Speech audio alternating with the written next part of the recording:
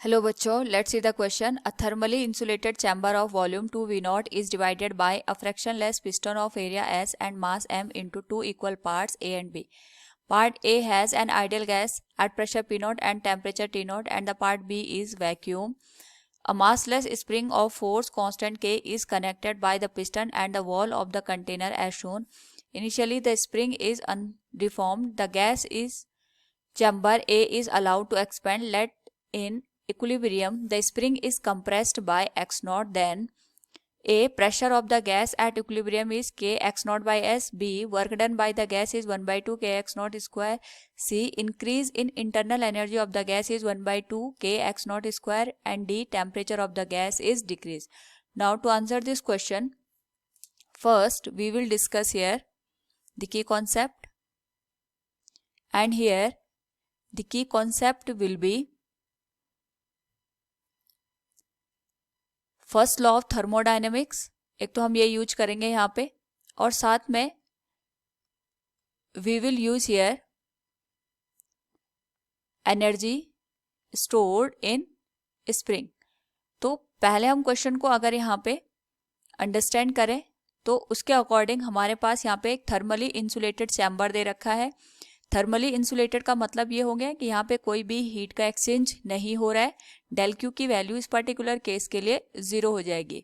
और यहाँ पे जो फ्रिक्शनलेस पिस्टन दे रखा है एट दिस पॉइंट, इसका जो एरिया है it is given as S, so we can say area of piston, और इसकी जो वैल्यू दे रखी है it is given as S, और मास हमको m के बराबर दे रखा है। इसको दो इक्वल पार्ट में डिवाइड किया है, A एंड B।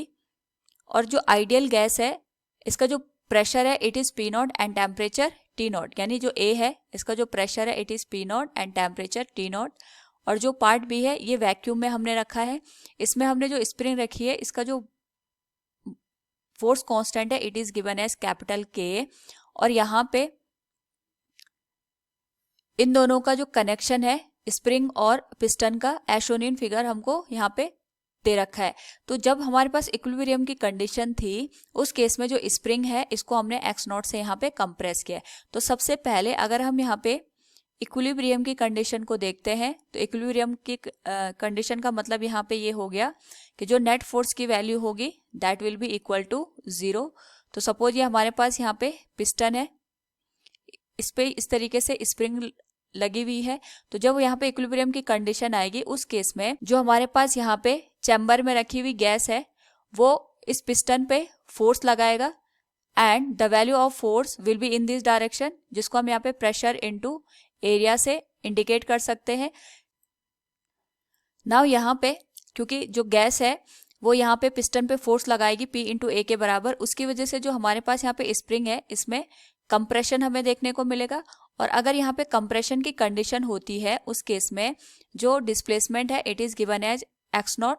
तो जो यहाँ पे फोर्स लगेगा restoring force it will be in this direction, that will be K x naught, क्योंकि जो कंप्रेस है ये इस डायरेक्शन में हो रहा है और जो हमारे पास यहाँ पे रिस्टोरिंग फोर्स होगा वो हमेशा अप्लाइड फोर्स के अपोजिट डायरेक्शन में यहाँ पे एक्ट करता है। यानी जो हमारे पास के एक्स नॉट है इसकी value applied force by the gas के इक्वल हो जाएगा। तो we can say in equilibrium condition के x naught will be equal to pressure into area, area की वैल्यू एस के बराबर दे रखी है। तो यहाँ से जो प्रेशर की वैल्यू आ जाएगी it will be given as k into x naught divided by s k. तो जो पहला हमारे पास यहाँ पे स्टेटमेंट और वी कैन से ऑप्शन है it is correct one. Now अगर हम यहाँ पे सेकेंड ऑप्शन को देखें it is asking about the work done and the value of work done will be equal to the change in potential energy. और हमारे पास इनिशियली जो स्प्रिंग थी it was in the rest condition और in its natural condition. तो we can say potential energy final minus potential energy initial. Initially ये rest की condition में था यानी कोई एक्सपेंशन और कंप्रेशन हमने इसको नहीं दे रखा था। So it will B initially potential energy 0 हो जाएगी और फाइनल इसमें जो वैल्यू आएगी इट विल बी हाफ के एक्स नॉट स्क्वायर। तो जो वर्क की वैल्यू होगी it can be written as half kx naught square. According to the option अगर हम देखें, it is asking about work done by the gas is half kx naught square. It is also correct.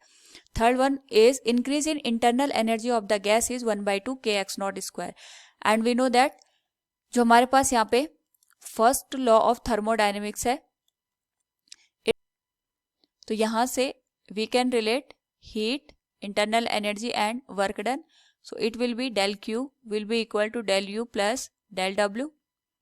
यहाँ पे जो del Q की value है ये 0 हो जाएगी क्योंकि आइसोलेटेड हमारे पास यहाँ पे सिस्टम दे रखा है in between A and B.